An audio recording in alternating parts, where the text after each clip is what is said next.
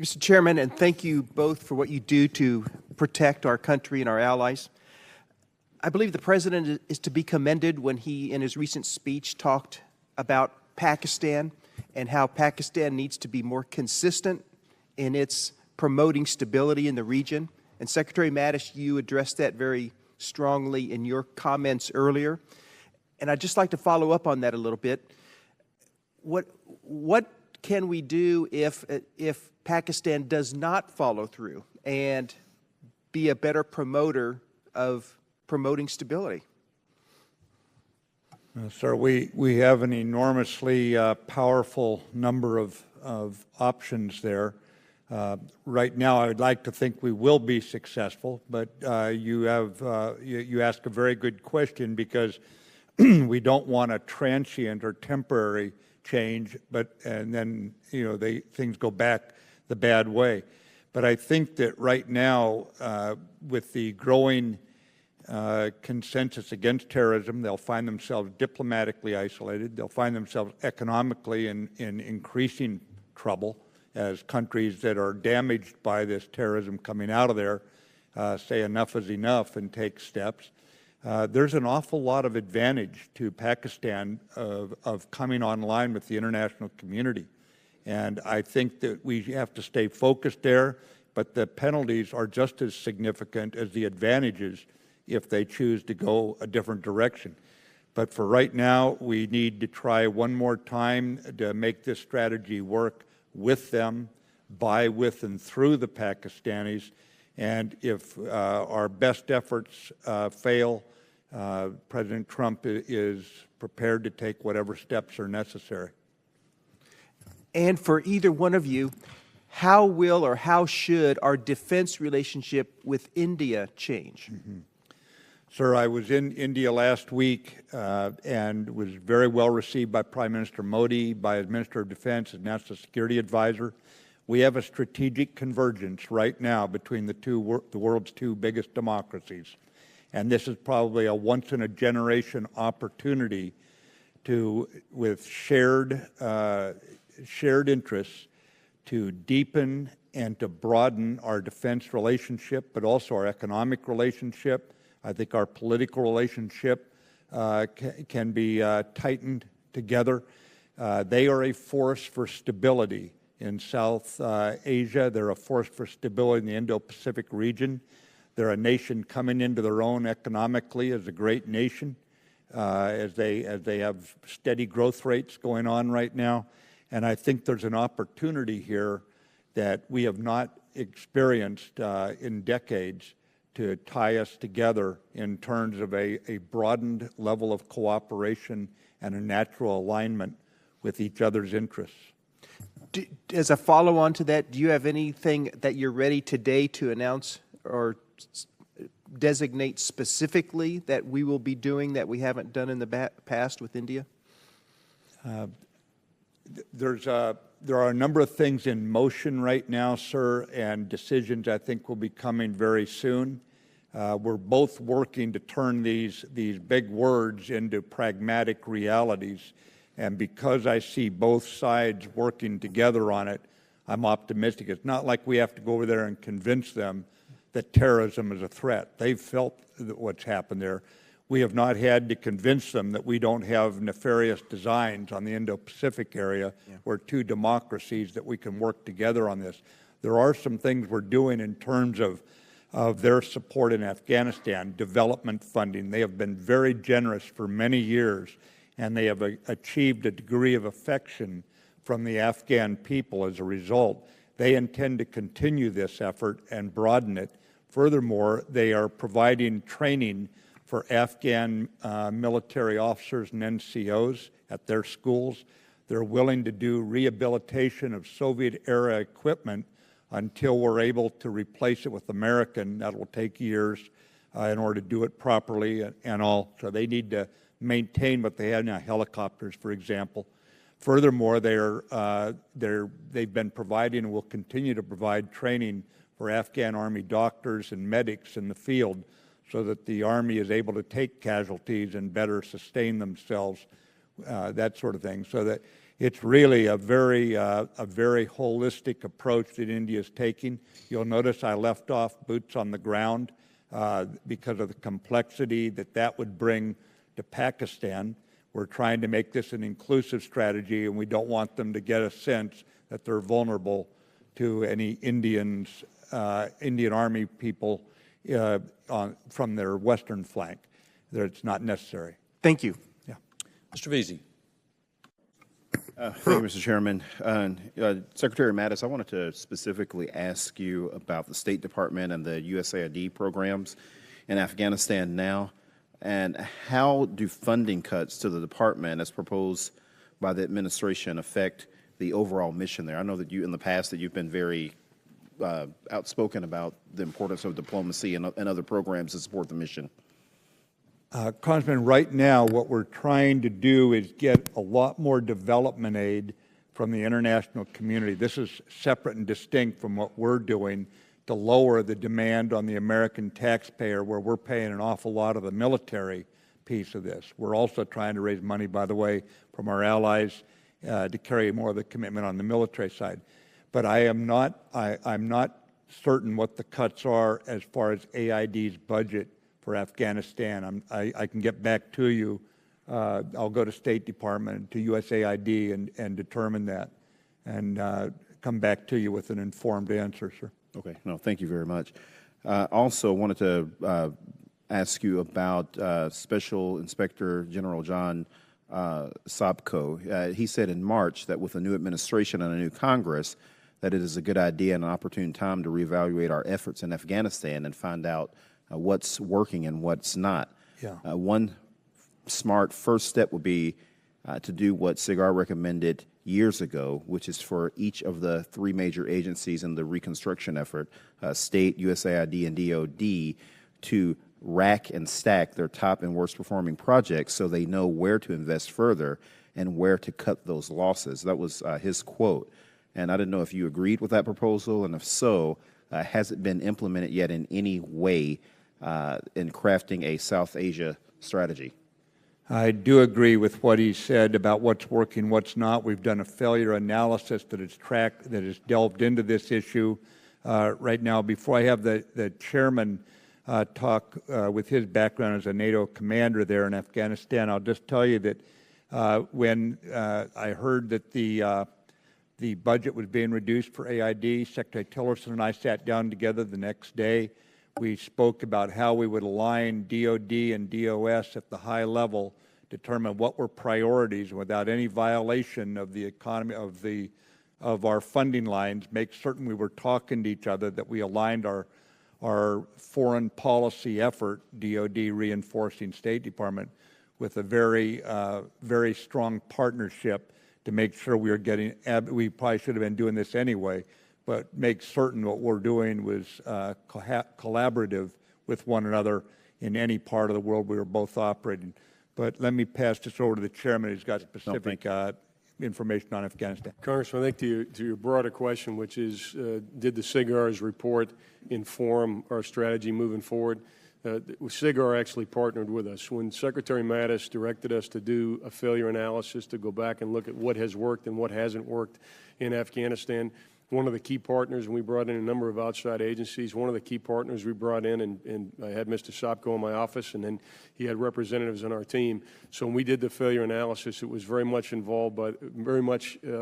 informed by the work that the SIGAR has done over the past few years, not only with regard to projects as you've talked about, but they've done some good work on resource transparency and accountability. They did some good work on what worked and what didn't work in our advisory effort. They did some good work on what worked and didn't work in terms of collaboration between State Department and the Department of Defense. And so I think that I feel confident in saying that SIGAR's work, as well as some of the other literature that's out there that talks about what has worked and what hasn't worked in Afghanistan, is very much a part of the recommendations that we made to Secretary Mattis and the President.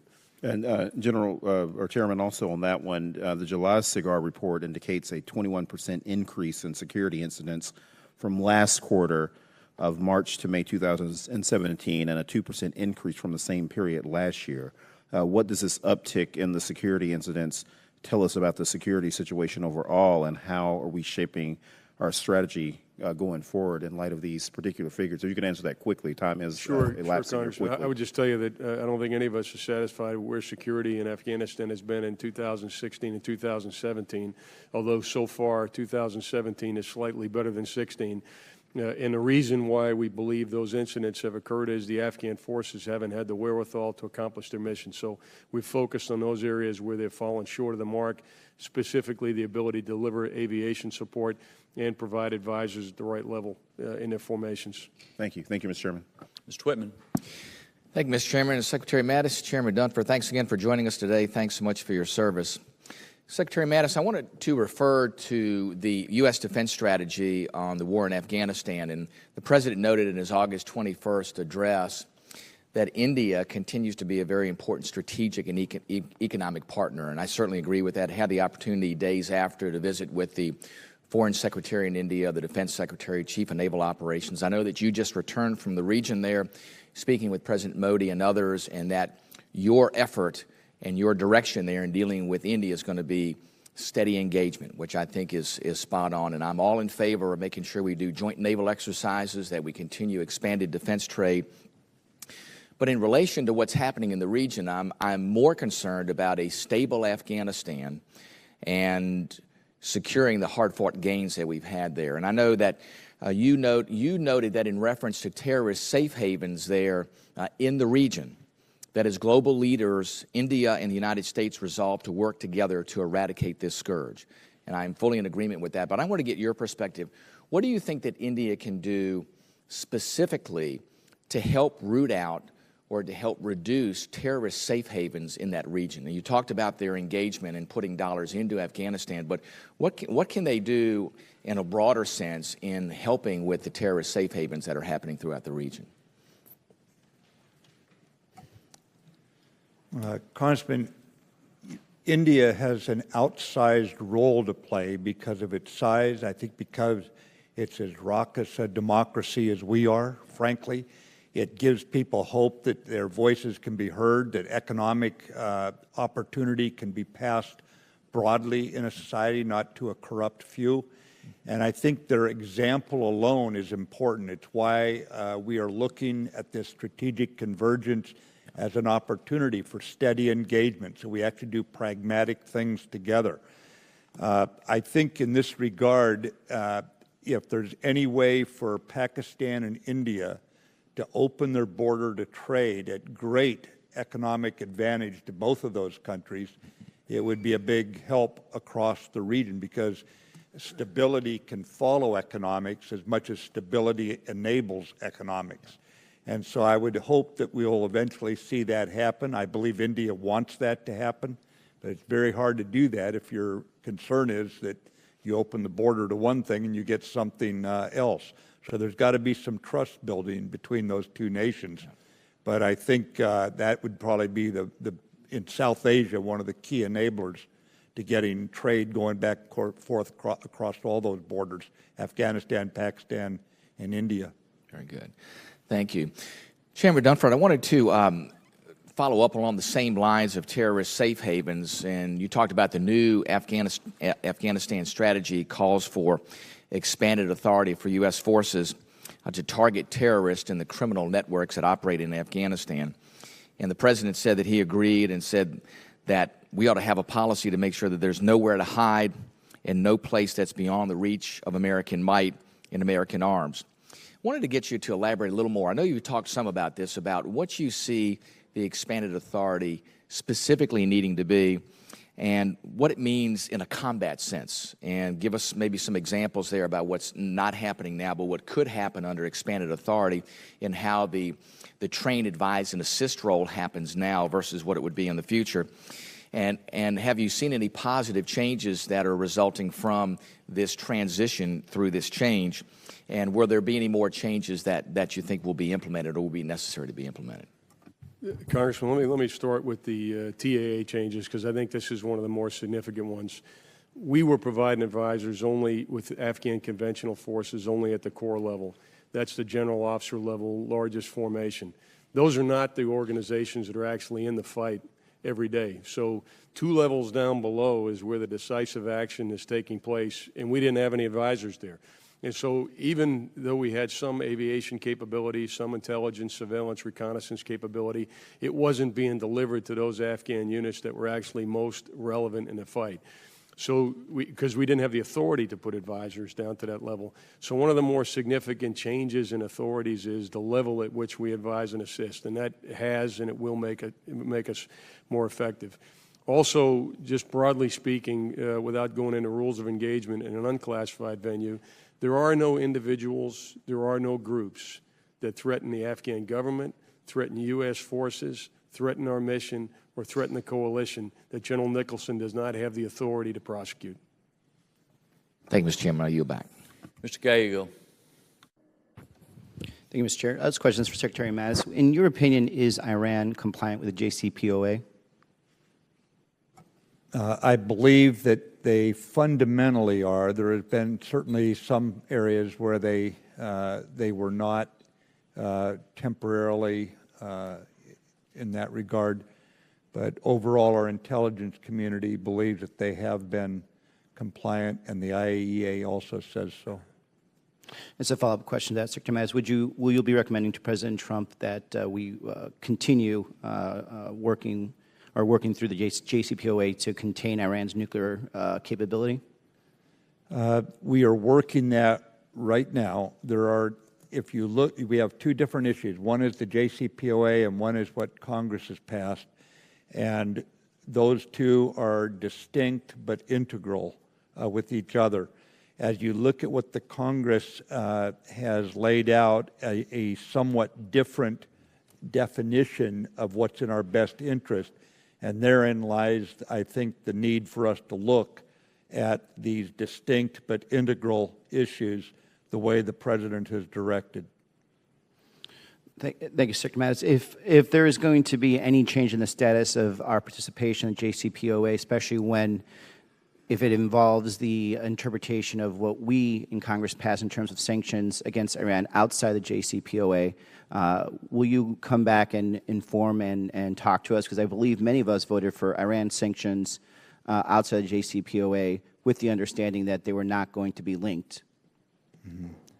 Well, I think that this would probably be most appropriate by the Secretary of State, and I would follow him up here. I think that our diplomacy and the President and the Secretary of State, I think, have the lead on that.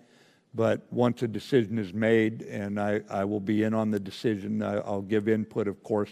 I'll be always willing to come up and talk in hearing or in private. Thank you. I yield back. Mr. Kaufman. Thank you, Mr. Chairman. Mr. Secretary, General Dunford, Mr. Chairman. When we look back on the history of the Vietnam War in, I think in August of 1969, President Nixon orders the Vietnamization program and sort of a phased withdrawal as the Army of South Vietnam gains capability. And then he couldn't in 1972 bring the North Vietnamese to the negotiating table. So he did, I think it was Operation Linebacker 2, which was a massive bombing campaign late in 1972 of North Vietnam. He brought them to the table, negotiated a peace agreement that extricated the United States from the war in Vietnam. If I look at in Afghanistan today, I think that there actually is a better end state because I think that the Taliban come from the Pashtun ethnic group, and I think that there are areas in Afghanistan where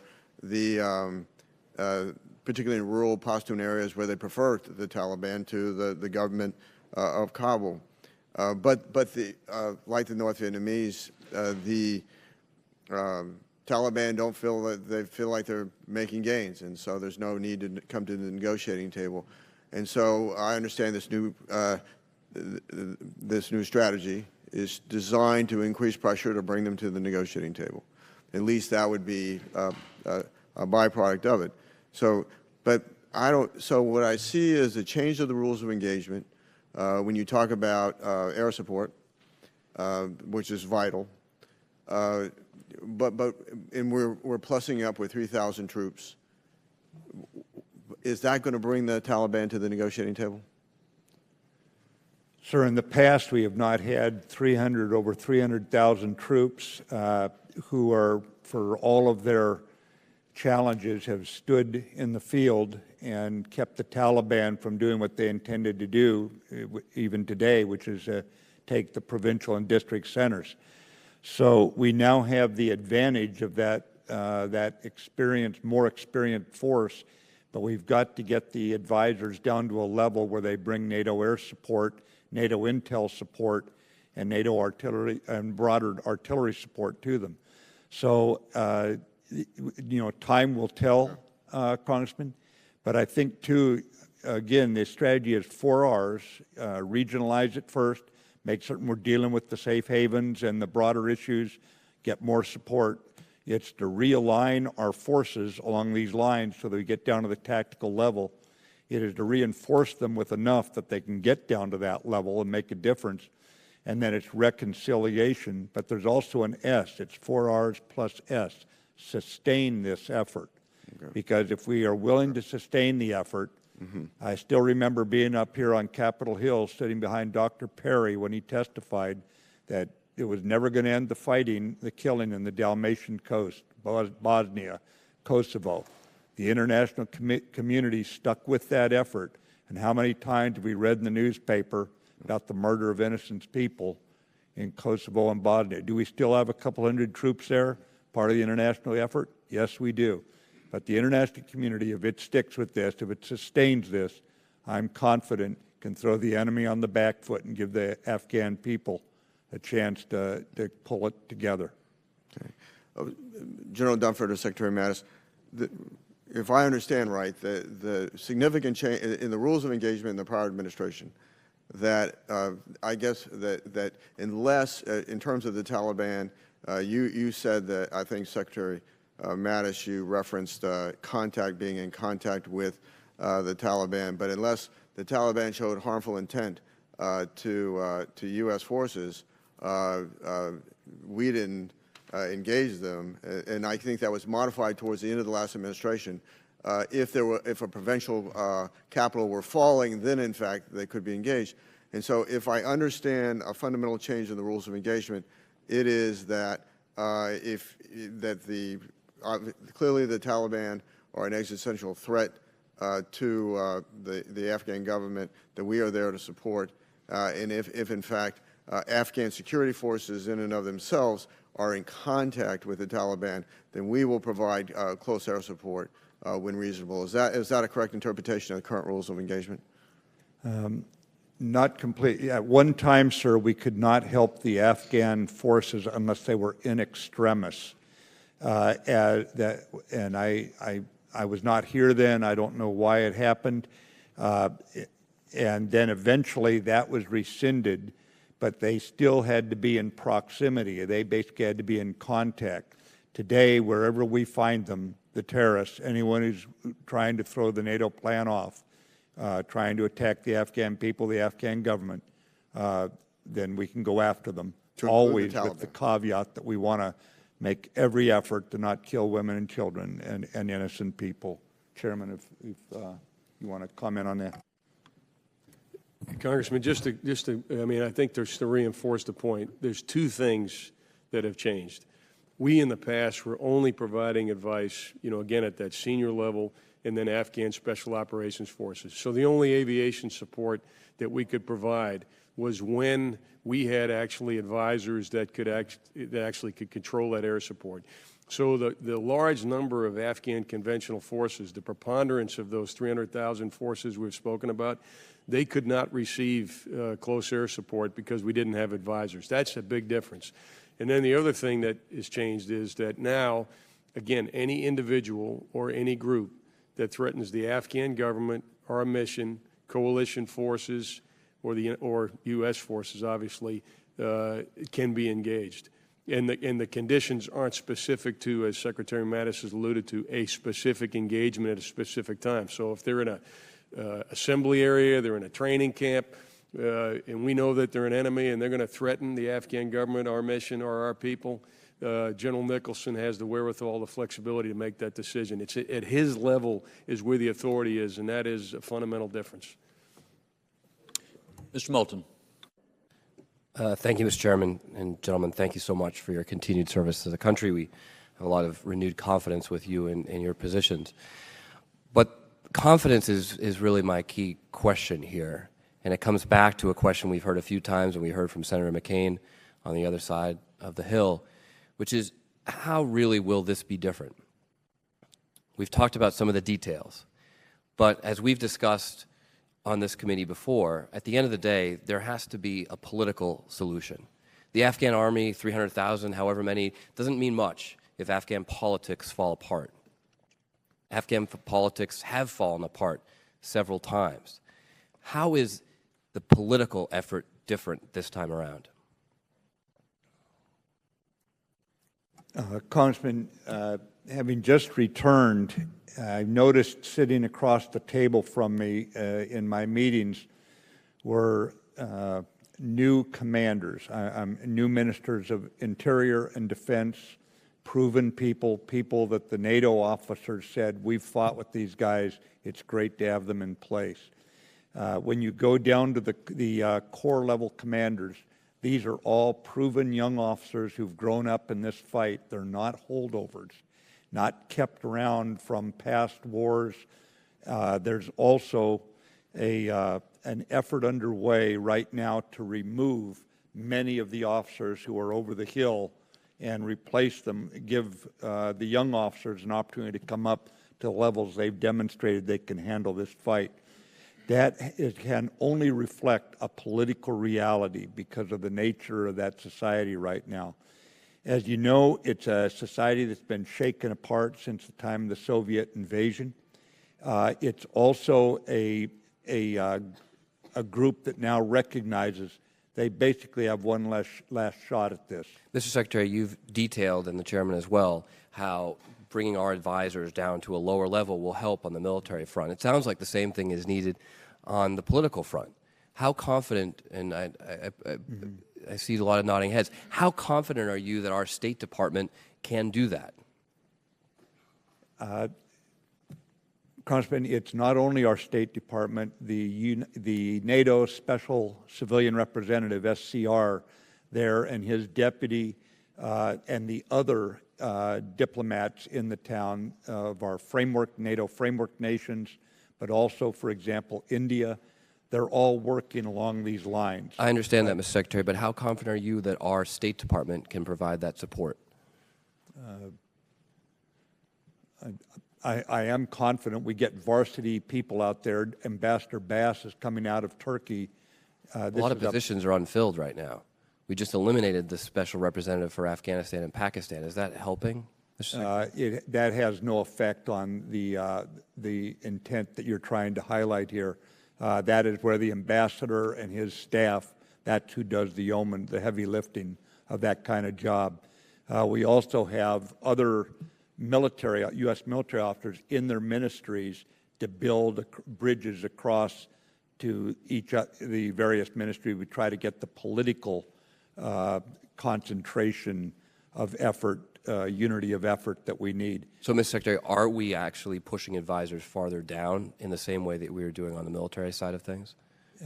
I'm confident we will be. We currently are doing that with NATO officers inside the Ministry of Interior, Ministry of Defense, and the intel agencies.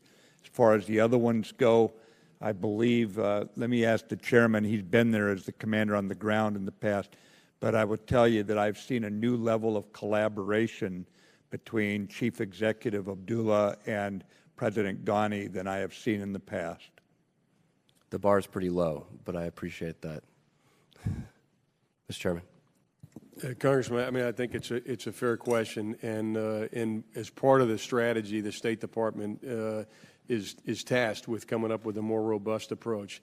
I would reemphasize one point and then talk about one that's aspirational. When we knew moving forward we were going to have a new strategy, we needed strong leadership in Kabul. Ambassador Bass actually was carefully hand-selected. He's coming out of Turkey. He's been there for 3 years. He's got an incredible background experience in Afghanistan, and many of us many of us spoke to him and encouraged him to accept this service, which is really what he has done. He's accepted this service in Kabul for 3 years. So it starts at the top, and I think we have the right diplomat that's going over to Kabul. With regard to your other question, has the advisory effort on the political level been pushed down to where it needs to be? Not yet. And that has to be done in order for us to be successful. And I know that's what Secretary Tillerson's intent is. Thank you, gentlemen. Thank you, Mr. Chairman. Ms. Hartzler. Thank you, Mr. Chairman, and thank you, gentlemen. We are so glad that you're at the helm at this important time in our nation's history and in the life of Afghanistan. I'm so encouraged by a lot of the changes that you are instigating. I think it makes so much sense to have the strategy be condition-based, not just time-based or number-based. And I've also been encouraged by what you shared earlier about making sure that every dollar that goes there is invested wisely. Our Oversight Investigation Subcommittee held a hearing recently dealing with the allegation that the Afghanistans bought and perhaps wasted $28 million dealing with their camouflage they chose for their uniforms. And I was so encouraged at your memo, Mr. Secretary, afterwards, directing that we bring to light the wasteful practices and make sure that everything is looked at and there's no waste. So I'm going to ask a question about another area, and that deals with just the assessment of the Afghan security forces. General Dunford, you had mentioned, of course, we talked about 300,000 troops there now, and a lot of changes are taking place. When I was in Afghanistan in 2011, I was struck by what I learned there about the difference in perceptions and the expectations of our military. When we first went over there, at the level of their education, level of their abilities, and we thought we were going to begin training at this point, but the reality was we had to go back here because of even the literacy rate was such that we had to start teaching them basic literacy before we could get them to this point and move forward. And you said we're going to expand the Air Force as far as close air support. Could you just give a general assessment of where you think they are in their capabilities? Where is their literacy rate now? Where are the shortfalls in their capabilities? Where are they in building the Air Force and the close air support that we feel like they need? Sure, Congresswoman. Let me start with the Air Force. So when you were there in 2011, I think they had a couple of small helicopters, MD-530s. They had some residual Mi-17s, and they had a total of 5 Mi-35s on any given day. They might have been able to get one in the air. Today, they've fielded 20 fixed-wing A-29 aircraft. They've fielded, I think, on the order of about 20 MD-530s, which are small attack helicopters with a plan to increase more. And we're in the process of transitioning from Mi-17s to UH-60s. The first 4 UH-60s were delivered this month. The first 2 attack versions of the UH-60 will be delivered in January. And then between now and the next 7 years, we'll completely transition to a UH-60 model helicopter, which combined with the fixed-wing aircraft, the A-29, as well as the MD-530. And then there's one other aircraft that's a smaller light aircraft that conducts reconnaissance called the C-208. So they've got a pretty robust Air Force that's growing right now. The most promising area of the Air Force has been the Special Mission Wing, which supports their special operations. And I can tell you from personal experience that the profiles that those pilots are flying are as sophisticated as the profiles that we typically fly on a routine basis. And again, that's a result of many, many years of training, and this is the cream of the crop, there's no doubt. But there is some room for promise in the Afghan Air Force. I think it's important when you talk about lessons learned in 2011 and having an accurate assessment of Afghan capability. One of the things that the Secretary has directed is that our advisors are going to be the most mature, most competent, most experienced individuals we have. And so what you'll see are people that have actually been over there before, going back again on a repeated basis. So I would expect the advisors that will go in 2018 will be people who have had experience in Afghanistan in the past. And so we'll be starting from a known point in terms of their appreciation of culture, strengths and weaknesses and so forth, and be better advisors. One area that I think is significantly different in 2011 is leadership. And, in 2011, we were still dealing with the residual of a Soviet-informed army, that type of leadership. This summer alone, as a result of President Ghani's decisions, the average age of the Corps commanders was reduced 10 years between last spring and right now. He replaced 5 of the 6 Corps commanders, and so we really are now dealing with a group of individuals that have been trained, organized, and equipped and influenced by U.S. and coalition forces for over a decade. The young lieutenants and captains that you met in 2011, those are now the Kandak commanders and the brigade commanders. And so that's something that takes a long time. We say it takes 25 years to grow a division commander. It takes a long time, but the investment that we've made bringing Afghans to our schools and training them over years now are starting to result in leaders being in the right place. It's very encouraging. Thank you. Yield back. Ms. Hanabusa. Thank you, Mr. Chairman. Secretary Mattis, General Dunford, thank you for being here. Secretary Mattis, you talked about the new strategy, the R4 plus S. Is that a strategy that you also buy into? Right. Is that something you support? The R4 Absolutely. plus? So can you tell me, I understood your description of what regionalizing is, but can you tell me what reconciliation means?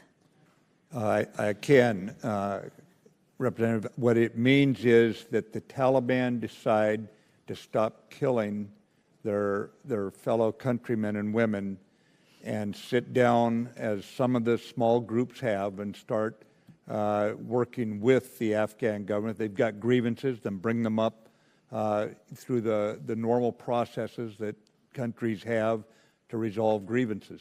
But no need for violence, no need to support transnational terrorists. So is this sort of linear? In other words, do we have to go through each of the R's to get to the S, which is to sustain? No, it's not. It's a great question. We are going to fight and talk at the same time. Already, some groups have broken with the Taliban. Furthermore, because the Taliban has lost some key leadership, there's internal fighting going on now, which distracts them from working against the Afghan government and against our NATO forces, our Afghan forces. So this is not going to happen in a sequential, linear way. There'll be some of them will peel off early, some will fight to the rugged end. But the bottom line is we will fight and talk at the same time. So is realign talking about the others, not just, you're not talking about our troops. When you talk about realign, you're talking about realigning like the other terrorist organizations or other groups? No, ma'am. We are talking on the realignment, realigning our forces to the main effort of bringing NATO support and to the Afghan forces that have not had advisors before, and ensuring that the Afghan forces are made more capable to provide for their own defense. So the reinforced component of R3, I think you said, is that the United States will reinforce by having more troops? We will bring in more troops to extend the advisors to the other units that the chairman was saying are not right now getting advisors, but it's also Secretary Stoltenberg and myself going to other NATO and partner nations, NATO being the nations there in Europe, partners being ones like Georgia, Australia, and have them pick up more of the advisory duty, align more of their troops to advisor duty as well. So though we may not have more boots on the ground, so to speak, we do anticipate having more of our advisors or NATO advisors in Afghanistan in the future. Yes, ma'am. There will be more boots on the ground. I mean, we are reinforcing. It's not to take over the fighting. It's not to supplant or substitute for the Afghan soldiers. It's to make certain that units that never had immediate access to NATO air support, intelligence support, this sort of thing, will now have it, making them more effective at fighting. But we're not taking over the fighting. We're enabling them. So in your testimony, Mr. Secretary, you spoke a lot about the Taliban and how the basically, lack of a better description, how the Taliban was doing everything so bad and was an evil entity. Yet in the testimony of the general, he talks about defeating ISIS and al-Qaeda in Afghanistan and to ensure other terrorist groups are unable to launch attacks. And then he ends with something I think you're talking about when you're talking about reconciliation, and that Secretary Tillerson has recently outlined this entire effort is intended to put pressure on the Taliban and have them understand that they will not win in the battlefield victory, so they will enter an Afghan-led peace process to end the conflict. So is that the ultimate goal, that we will do away with the ISIS and we will do away with the Al-Qaeda, but the Taliban is viewed almost like our future partner or the partner in peace in Afghanistan? As you know, ma'am, the Taliban embraced al-Qaeda, supported them, and refused to break with them even after they attacked New York City and Washington, D.C. So we go after the Taliban as providing the structure, so to speak, that other transnational groups have in fact used to conduct international attacks. I mean, you know what Al-Qaeda has done, you know what ISIS has done, Haqqani in the area.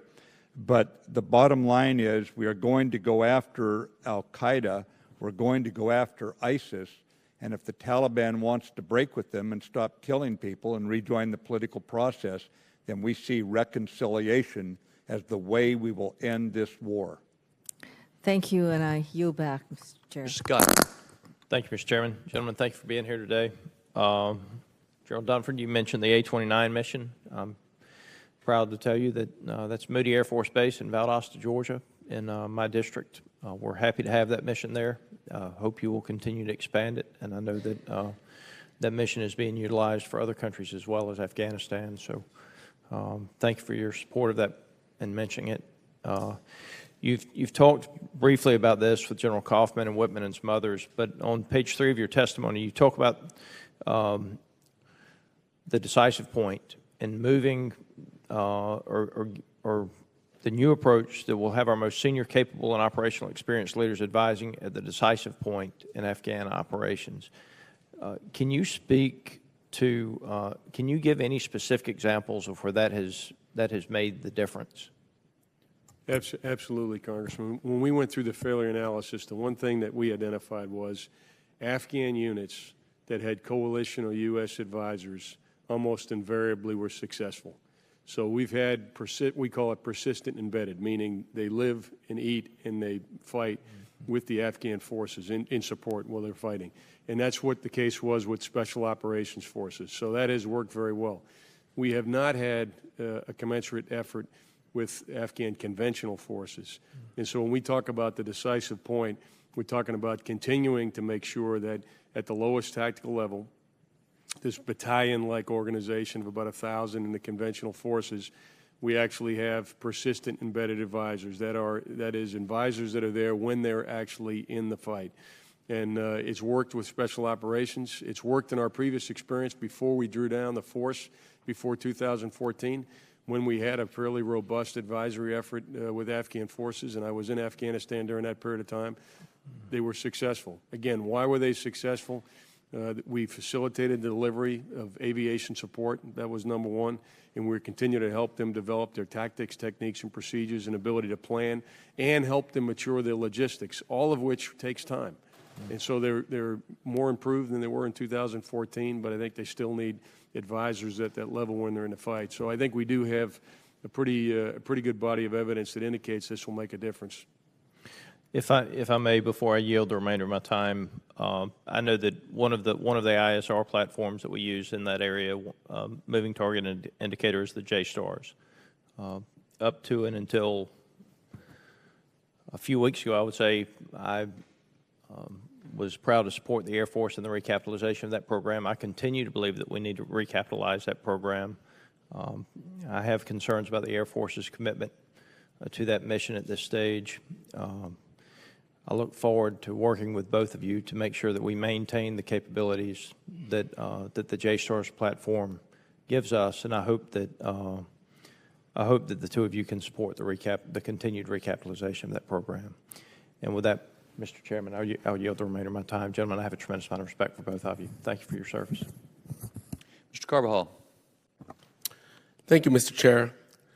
Secretary Mattis and General Dunford, more than 24,000 U.S. troops have been lost, more than 20,000 wounded, all with a price tag of over $800 billion.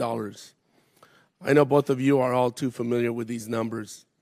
After 16 years, you are asking the American people to endure more loss of life, more money, and without an expiration date.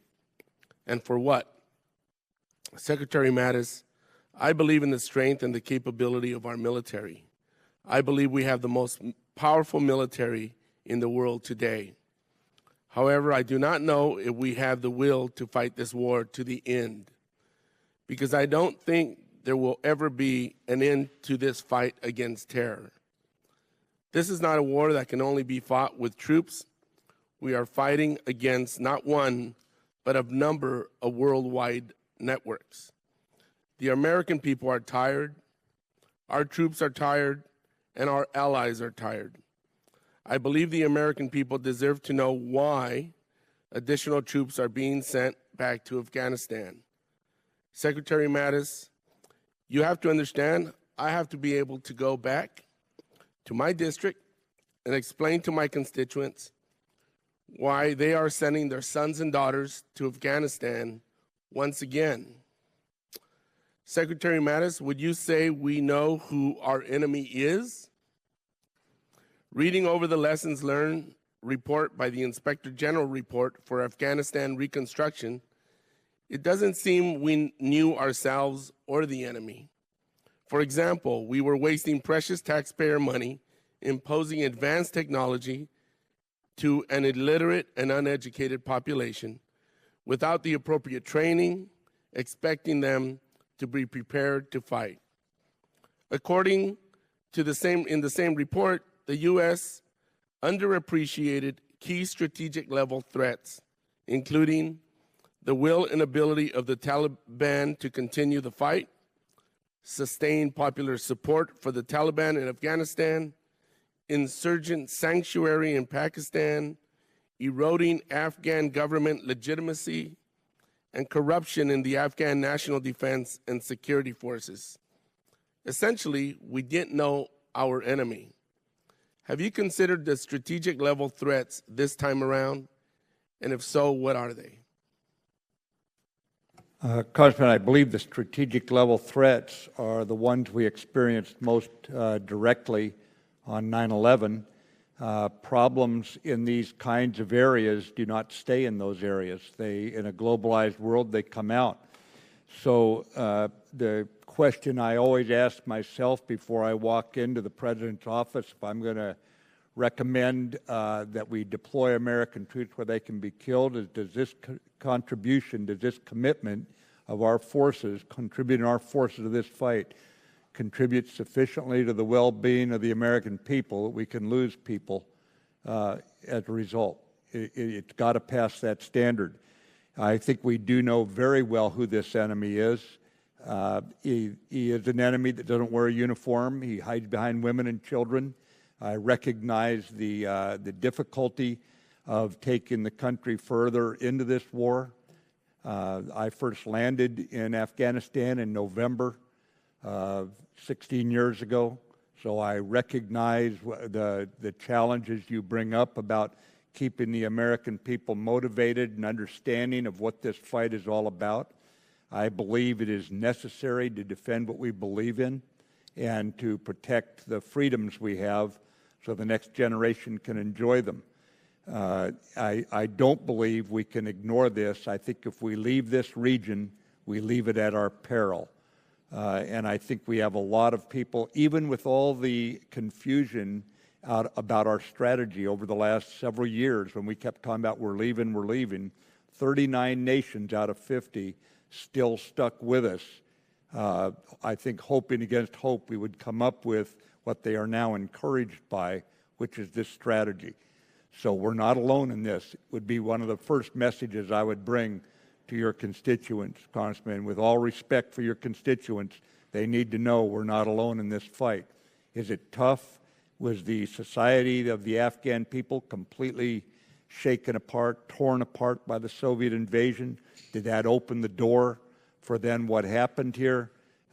in terms of the society I think you aptly described? Yes. But we deal with the ball where it lies right now, sir. We can't wish it away. Thank you. Yes, sir. Mr. Gates. Thank you, Mr. Chairman. Secretary Mattis, I had recent occasion to visit with some of my constituents who had been serving in this theater when they returned home at Walter Reed, and I promised them that I would share with you their complete confidence in the President and their complete confidence in your leadership of the Department of Defense. They were injured in a green-on-blue circumstance in which they were attempting to give training advice and assistance to the Afghan forces. Can you speak to any new strategy that we have, any new tactics that we have to ensure that folks who are there rendering assistance on how to perform the mission don't then put themselves in an unnecessarily vulnerable situation?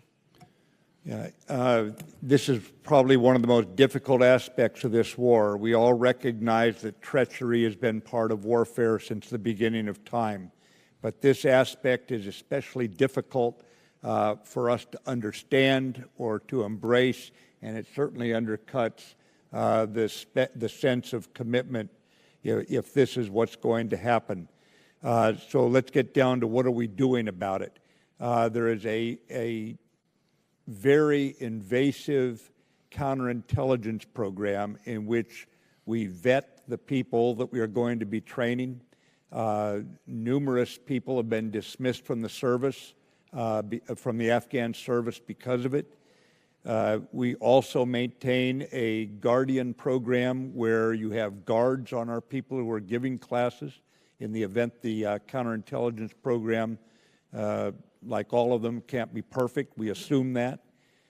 We also have a very strong support element there in the Afghan government. They recognize that nothing is more corrosive to the support of the American and the democratic people from Europe and other democracies that are part of our 39 nations than this sort of treachery. So it's got our attention. The Taliban continue to try to infiltrate their way into the Afghan units, and we've been relatively successful at stopping them. But, Chairman, if there's anything I've not answered here, go ahead, please. Congressman, the only thing I'd say is we had a very high incidence of these in 2012 and 2013. In fact, to the point where I think it's fair to say it threatened the campaign. And the measures that Secretary Mattis outlined were measures that have now matured over time. The counterintelligence effort, the training of our people to detect changes in behavior of the people that they're training with. But the thing I believe is the most significant that I just reemphasized that Secretary Mattis highlighted is the Afghan leadership owns this problem, and they recognize that. They know that our ability to continue to provide the kind of training and support they need is based on them making sure that our people are secure. So while we provide our own, what the Secretary describes as guardian angels, we also rely on the Afghan forces to create an environment within which we can get our mission done. And in my judgment, the Afghan leaders jumped in, and the reason why we do have some incidents, and one is significant, and the young folks that you have visited up at Walter Reed are suffering the consequences of that. But we have driven the level of these types of incidents down to a very low level, and we should recognize it for what it is. It's an enemy tactic designed to erode our will, and we got to deal with it as such. Thank you, and I absolutely appreciate the extent to which we've highlighted this as a priority with the Afghan government, because that is where we will likely get the intelligence that we need to minimize this risk. Another area of feedback we've gotten frequently is that the deployment cycles that people are on can create circumstances where someone goes and has a great relationship with a tribal leader, a partner, but then they're out, a new person is in, and that this confidence that you've spoken of throughout your testimony today can be eroded by some of those cycles. Is there any tactical change to that going forward in this new strategy? We are trying, Congressman, we're trying to bring troops back on repeat tours. Now, but that's more of a corporate memory than a personal relationship, and we recognize this challenge. At the same time, we need to keep our troops fresh. It is very wearing, as you know, to be in a combat zone where you keep your guard up all the time. And somehow we have to sustain this, and we have a military that has got a pretty wide portfolio right now in terms of threats around the world. So we're trying to maintain a more veteran approach going back in. We're trying to do the kind of things that mean we're putting people into areas that they understand inherently, even if they don't know that specific village.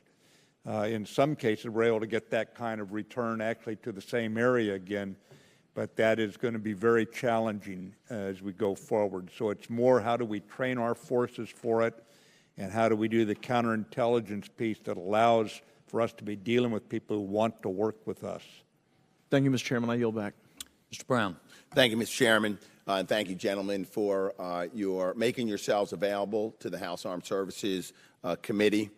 Several weeks ago, President Trump outlined in very sketchy format a three-pronged strategy to Afghanistan, and I'd like to ask you about two of those. One is the time-based to condition-based approach, and the other is deploying advisors down to the brigade level. So starting with the first, and this is a preparatory question, does the condition-based approach envision or contemplate, and I'm not asking for a time, I'm asking for, does it contemplate a state where we withdraw all U.S. forces?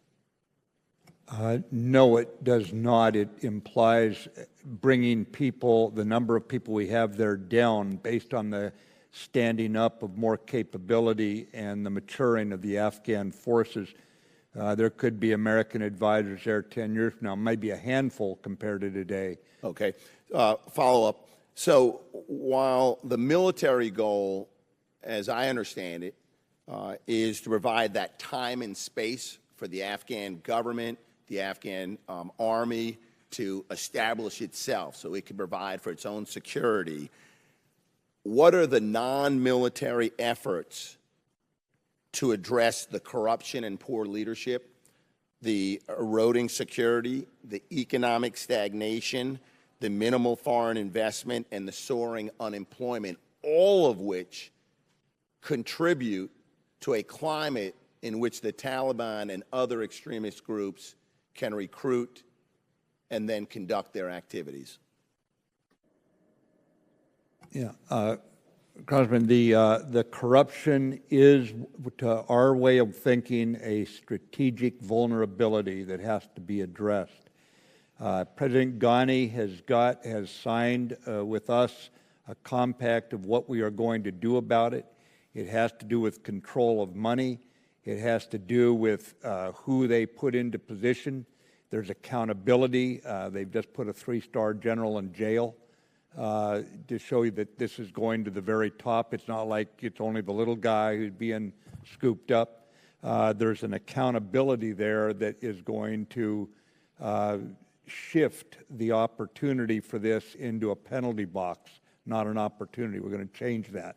I think on the eroding security, the offensive actions by the enemy have now been pretty much blunted. They're down to isolated ambushes and IEDs. Some of the IEDs are large, high-profile IEDs, but they have been unable to sustain the kind of offensives they had last year where they were able to move in large groups. If they get in large groups now, they understand our rules have changed, and we're going to take them out. So they've had to fragment and disaggregate more, which means they can't take over the district and provincial centers that our press was full of stories how they were proclaiming what they're going to do this year. They've been unable, they've been unfulfilled what they said they were going to do. It's not that they're not dangerous, and it's not that we're not going to have to increase the security there for the Afghan people. We will. As far as investment goes, you'll see India, for example, picking up a larger bit of investment. We're going to other nations about the development investments to try to get them to do more, and so far we've had some success in this.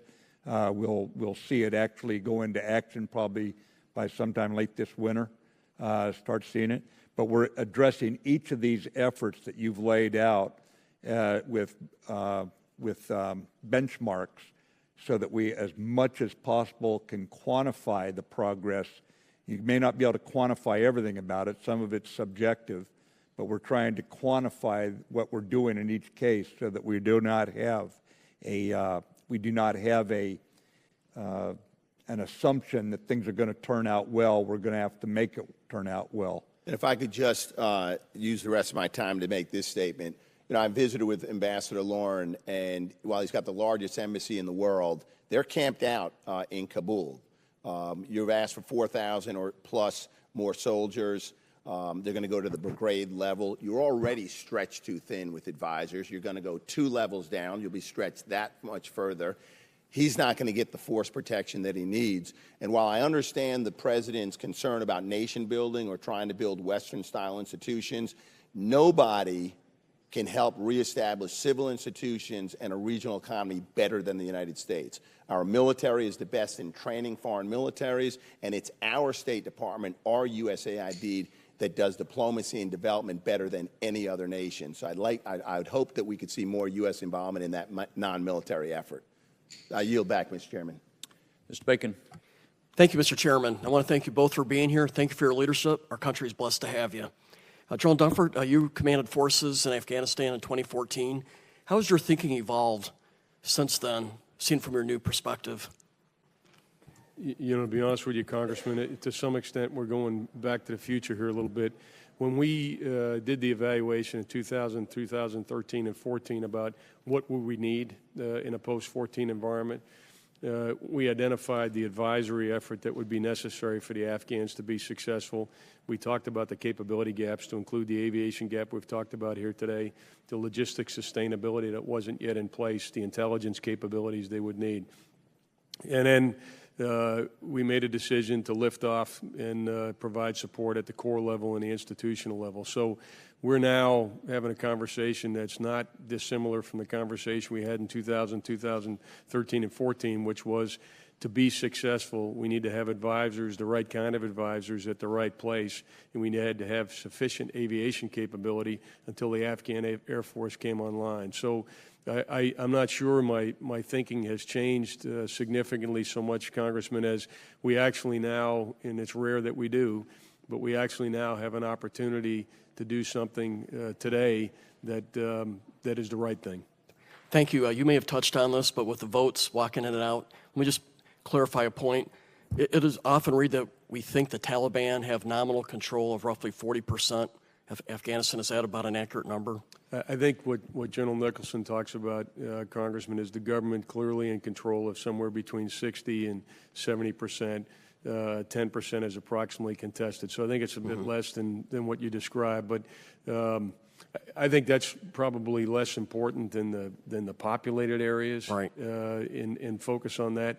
And I think in that regard, the government is probably closer to 70%. And what the goal is for President Ghani is to get to at least 80% of the key populated areas in 4 years, which I believe is attainable. That's better than what I was reading. So that's good to hear.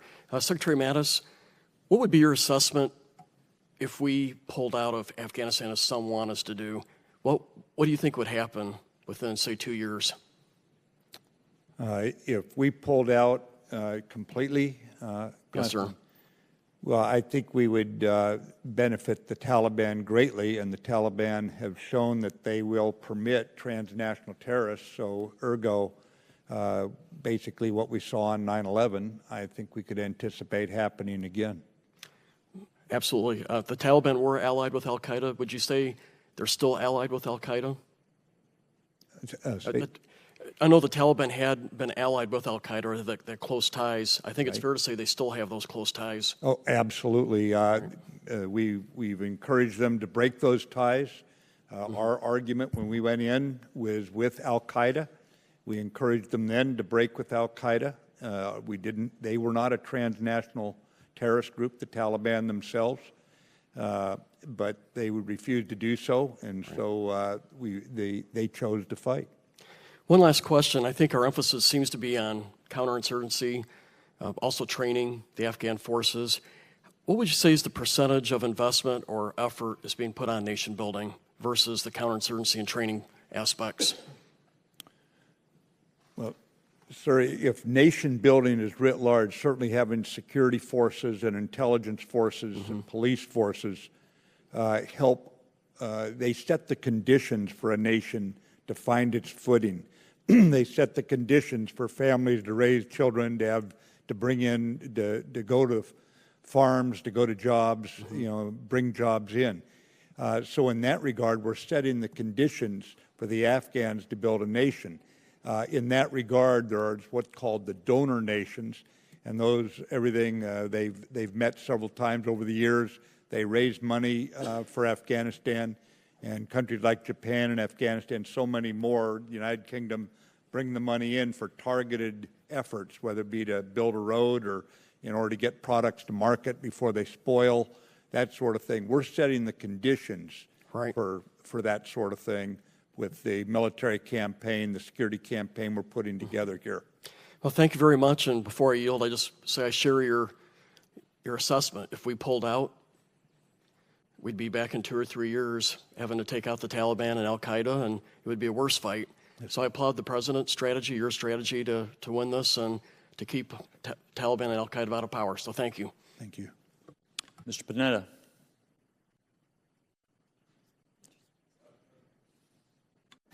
Thank you, Mr. Chairman. Mr. Secretary, Mr. Chairman, thank you for being here. I appreciate that. Appreciate your the opportunity to address you and hear from you, and obviously appreciate your candor on these issues. General Dunford, you mentioned counterterrorism in the region and what you're doing. I was wondering how much of this is being responded to with Special Operations Forces. Obviously, right now we have about, from what I've read, about 8,000 in the world. And what I'm hearing over and over is that the forces are stretched too thin. Is that true, and is that affecting our ability to deal with counterterrorism in Afghanistan? And are we still using the element of the strategy that I saw there in 07, 08, where we were finding, fixing, finishing, and exploiting? Is that still being utilized? Congressman, the last part of your question is yes, that methodology is still the same methodology that we use to go after the enemy from a CT perspective. And I would say we have sufficient Special Operations Forces to do the mission today, but the issue you raise is a concern that we are running them too hard, and in some cases maybe are there missions that they are performing that could be done by other forces. And the Secretary about 4 or 5 months ago, right after he came into office, asked us to make sure that as we were doing global force management, meaning every day looking at the requirements of the combatant commanders, number one, we made sure that only if something required Special Operations Forces would they go to that force, and then we looked to backfill certain assignments that were being filled by Special Operations Forces with other capabilities. And for example, this advisory effort, the vast majority of the advisors that will be going in as a result of the plan that's been approved by the Secretary are conventional forces. The Army and the Marine Corps will provide conventional forces to be able to provide that advisory effort, because we are sensitive to the fact that Special Operations Forces are critical not only to the counterterrorism fight, but also to the Russia, China, Iran, North Korea fight as well. In getting the balance right, not only from a day-to-day engagement perspective, but making sure that they can train against the full range of missions that special operations require is something that we're very sensitive to, Congressman. Understood. When back in 07, 08, we were, well, the FATA, the federally administered tribal areas, were, to me, seemed kind of like the Wild West. And I remember the town of Wana in, I think it was South Waziristan, kind of reminded me of the town of Tombstone. Is it still like that? And can we be assured that Pakistan is going to be able to patrol and control those areas when it comes to breeding grounds for terrorists? As you know, Congressman, the federally administered tribal area, the Northwest frontier, has a long history of discontent, would be a polite way of describing it. But I would also say that since the partition, it's called the federally administered tribal areas for a reason. In other words, it's not a state. Right. And you understand that it's been an area that's been very hard for Pakistan to maintain the same kind of control as it has down in the settled areas, for example. But that said, they've been running some very strong operations up there. They've lost, as you know, many of their own troops in this fight. And they've just completed one set of operations that moved against the border on several lines of effort. And those obviously had some of the effect with pushing people over into Afghanistan, enemy over there. So 3 days ago, the Chief of Army Staff from Pakistan flew into Kabul, and this is the first time I've heard of the visit actually creating some degree of optimism. And so we'll see. There is reason for us to say there's a new day here, but it's too early for me to come in front of this committee and pronounce that with confidence. I will fly into Islamabad soon after the Secretary of State has done so as the lead for our foreign policy. I will fly in, and we will continue to try to work with them cross-border operations against what can only be described as our common enemy. We'll see if we can make this work this time. Thank you. Gentlemen, thank you, Mr. Chairman. I yield back. Thank you. Mr. Banks. Thank you, Mr. Chairman. Secretary Mattis, General Dunford, thank you for being here. As an Afghanistan war veteran myself, I represent tens of thousands of Americans who have served there that want to know that our service and sacrifice meant something. And that's why, Secretary Mattis, I applaud your work and the change of course in Afghanistan. Is why your change in strategy recently brought me great hope and optimism that we'll turn the tide and fight the war to win it, rather than fight 14 separate one-year wars that have resulted in what we see today. I want to focus first for a moment on the specific mission of CSTICA and the over $70 billion that we've spent in ANSIF funding. And I know you've talked already about the wasted money on uniforms, but every week a different story piles up in a stack of stories that you can find by Googling waste in Afghanistan, from the headlines that I brought with me today: 43% of America's military weapons unaccounted for, Afghan forces lost $700 million in U.S. ammo, U.S. unsure if Afghan intel service even works despite $500 million in aid, $28 million wasted on Afghan uniforms, wasted money on payroll, wasted money on construction. You get the point. The list goes on. And these aren't stories from 10 years ago. These are stories from the last couple of years. So my first question is, I know you've already talked about the lessons learned, but what are we putting in place within the structure of CSTICA? What type of process are we creating to raise the level of accountability on this investment that we're making in the Afghan National Police and the Afghan military? Congressman, that's a great question. About 2012, maybe it was even as early as 2011, in order to develop Afghan capacity, we started to move money to what we called on budget, meaning we gave the money to the Afghans for them to manage. At one point, I think we had well over 70% of the money that we were giving to the Afghan forces that was on budget. We've actually walked that back. Now less than 25% of the money is actually administered by the Afghan government. 75% is administered to us. And for that 25%, we've put in some rigorous conditionality. You talk about the lessons learned, rigorous conditionality to make sure that we have transparency.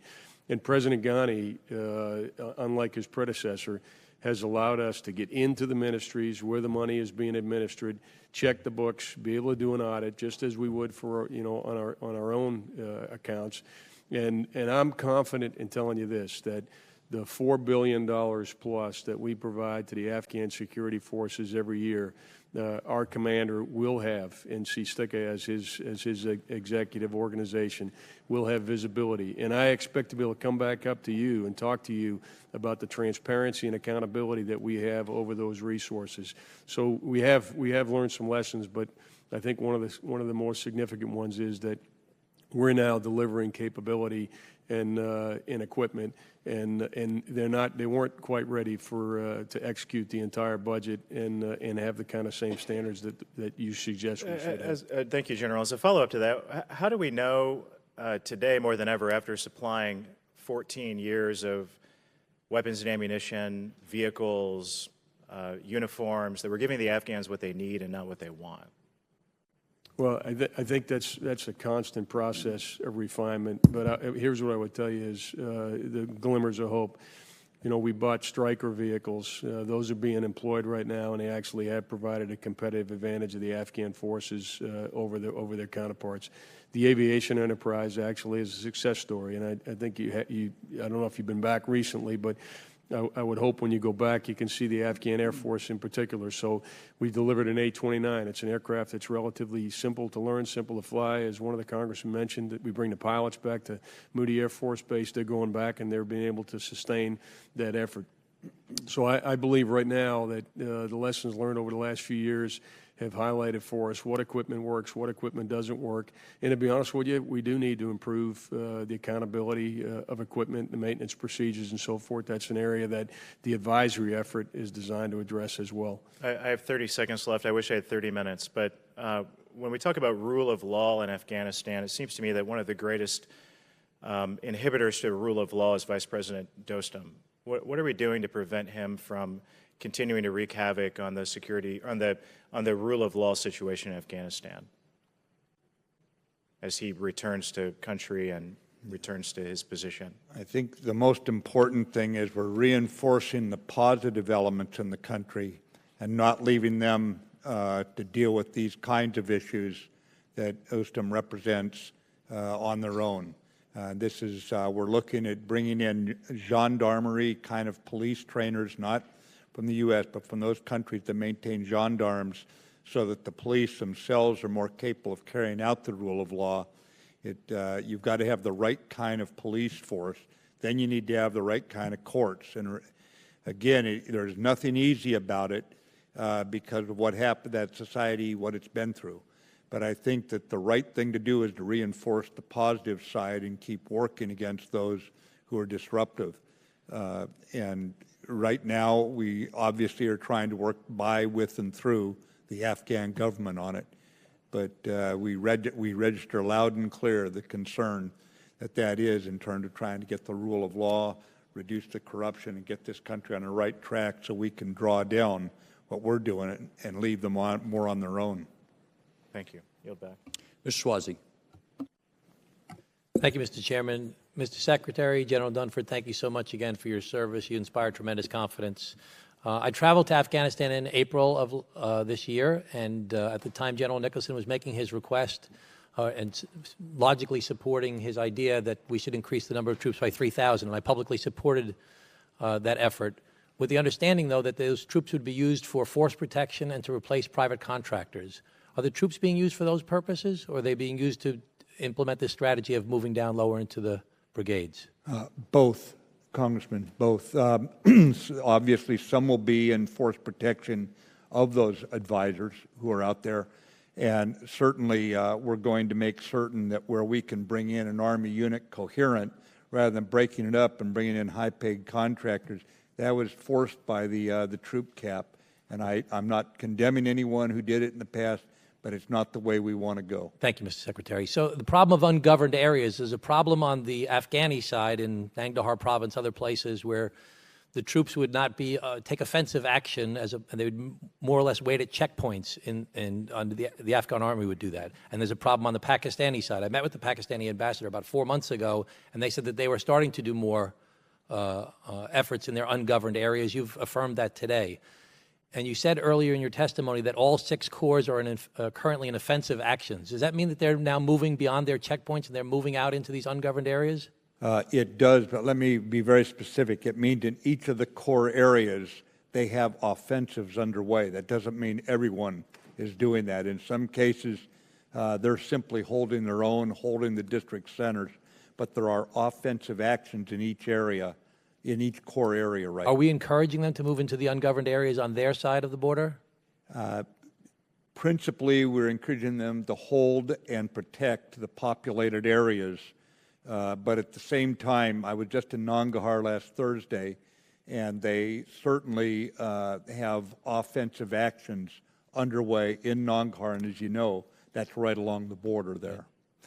And another major initiative was to get our Air Force to train their Air Force how to coordinate better with their military, with their Army and their Air Force to coordinate better with each other. Is that happening I'll ask General Dunford. Yeah, Congressman, it absolutely is. We've talked a lot today about the advisors at the brigade and the Kandak level. We have an equally robust effort with the Afghan Air Force, where our very best and brightest airmen are over there training with them as well. And the key is, you just hit on really, I think, one of the key points we wanted to make today is that the ability of the Afghan ground forces to integrate the Afghan Air Force is the key link. And because we haven't had advisors down there at the level where that kind of coordination takes place, they haven't matured as fast as we want. One of the primary outcomes that we expect from our changed advisory posture is the Afghans being more effective in the ability to what we call integrate combined arms, that is the artillery and air support they need to be successful in their maneuver. Okay, one thing, this is a separate question. I think that most Americans don't appreciate the difference between these transnational terrorists that operate out of Afghanistan that we're trying to constantly disrupt and the Taliban, and how that's a completely different type of terrorist organization that's more focused on regional impact.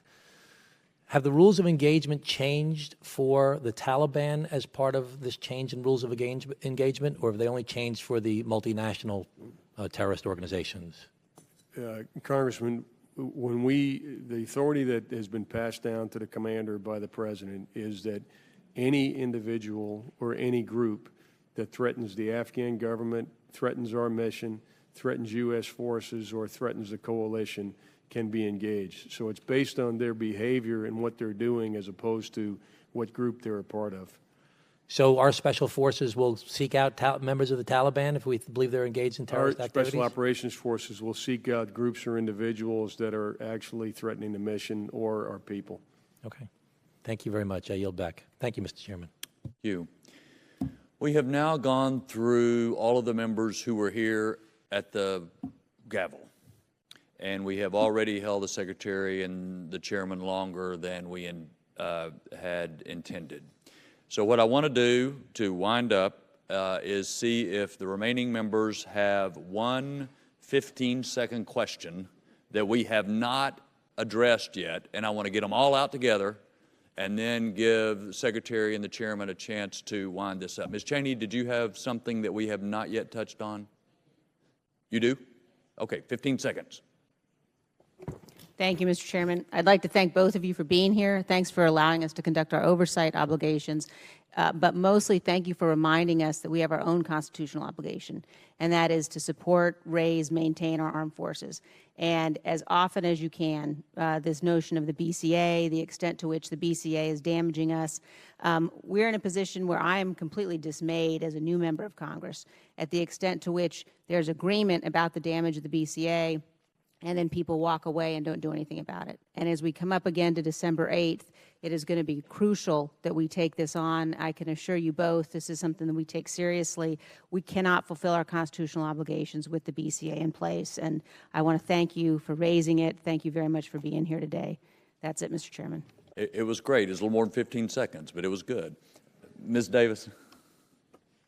Thank you, Mr. Chairman. And really quickly, my question was partly how do we avoid empowering the factions that grow up out of the voids that are often created as the government begins to, take hold?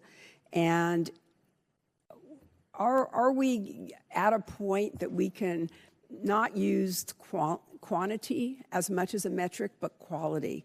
And I'm thinking about some of the work that's been done, not just in the Afghan military, but also among the women who are being trained for the Afghan police and for other jobs, because they seem to have more capability than they're allowed to utilize. That takes security, but I'm wondering where we're going with that. Ms. Gabbard, did you have? Briefly, so much of what's been discussed today and the justification for our continued open-ended presence in Afghanistan centers around it, preventing it from being a safe haven for terrorists to launch attacks against us. The issue is that there is a long list of countries around the world who fall under this category of being a physical safe haven. What to speak of the phenomena of the internet now making it so that a physical safe haven is not even required for terrorists to plan and launch an attack on us or on our interests or allies. So my question is a big one, and maybe you can follow up with me, but how do you justify the expenditure, the open-ended presence, this forever war in Afghanistan, given the global threat that we're facing, both physically and electronically? Thank you. Interesting. Ms. Murphy.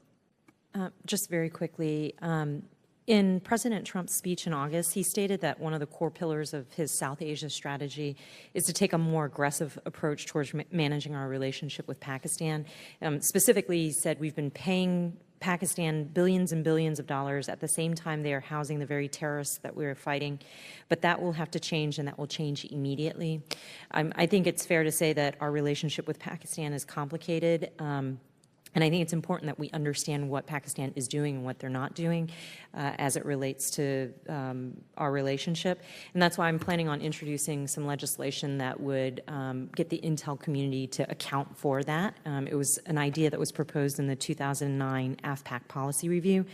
But my question for you today is what tools does DoD currently have at its disposal to calibrate our security relationship with Pakistan and compel them to act in a way that is helpful rather than harmful to the United States? And Mr. Khanna. Thank you, Mr. Chairman. Very briefly, I don't know if you had a chance to see the Saudi ambassador's op-ed in the New York Times this morning. It would be the definition of propaganda and fake news.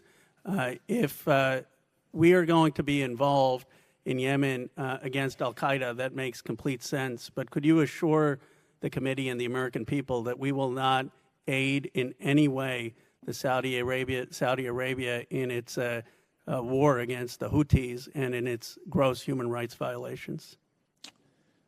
Thank you all for agreeing to do that. Well, let me, Chairman, take a first stab at this and then bring the chairman in wherever he believes I missed something or has more. As far as the buildup of factions in Afghanistan, as we get rid of terrorists in certain areas, so long as those factions become ones that are part of the political process, we will not get choosy about which ideas can come forward. That is for the Afghan people to sort out.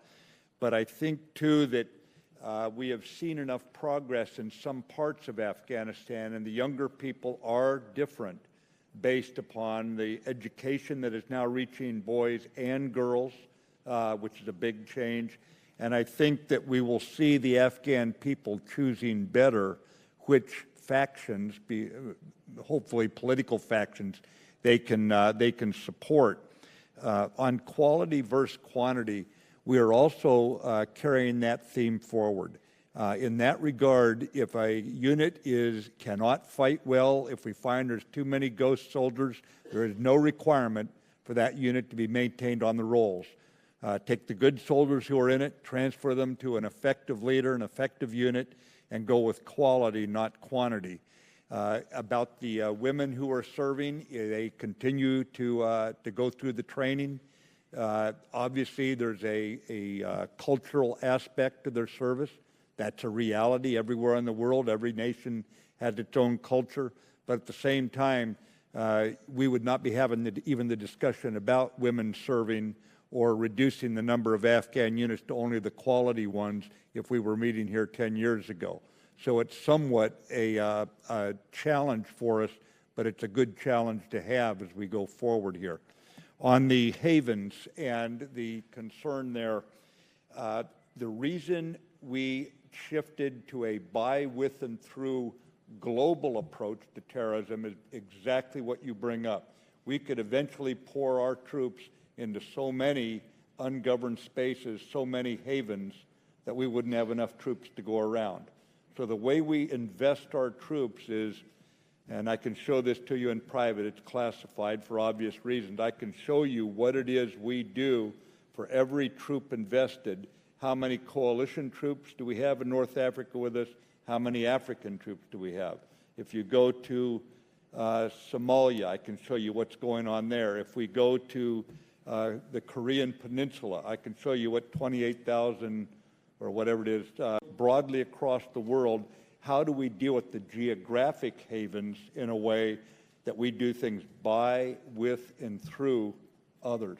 Now, you make a very good point about the virtual havens, about the internet and this sort of thing. Different problem set needs a different response. And in that one, I think education is one of the most important bulwarks against this taking over young people's hopes and dreams and turning them into what we've seen in various places. I would just tell you that exchange programs, USAID efforts to keep libraries open, virtual libraries open, as we promote ourselves and take our own side in this fight. But I think it's got to be addressed differently, and perhaps that's not where the military should have the lead. That's addressed separately. On the Pakistan relations and what tools do we have diplomatic tools, diplomatic isolation by more and more nations that are joining together with Secretary Tillerson's Defeat ISIS campaign. That, ma'am, is 69 different nations joined together to fight ISIS from all around the world, plus Arab League, NATO, European Union, and Interpol, so that we can trace these foreign fighters as they try to go home or try to move across boundaries, this sort of thing. All of this shows an increasing alliance against terrorism, and any nation that would then support it or be seen to providing havens would be running afoul of basically the most powerful economically and diplomatically, militarily powerful nation in the world. We also have economic tools from loan guarantees and working with other countries on what access people have with certain banking tools and this sort of thing. As far as Yemen goes, we are engaged in anti-terrorism campaigns only right now, and where we work with the others, it is to reduce civilian casualties, and it's to try to drive this or draw this into the UN brokered peace negotiation to end the civil war there between the Houthis and the UN recognized and Saudi supported Hadi government. Miss anything? Mr. Secretary, I think you gave a very comprehensive answer to each of those questions. We're all tired. Mr. Secretary, let me just add one final thing back to Ms. Cheney's point, and it's really how we started, talking about stability of commitment and stability of funding. In addition to stability, adequacy is also necessary for funding. Many of us were very pleased to see the President at the UN endorse the level of funding that has already passed the House authorization, the House appropriation, and the Senate authorization bill. Working together, I think it's essential that we get that across the finish line so that whether you're the Taliban or the Russians or the Chinese or whoever, you know that we're going to stand up and defend ourselves with adequate resources to do so. That's a key part of our mission as well as working with you. So I appreciate that. Thank you all for being here. I think this was very helpful. Hearing stands adjourned.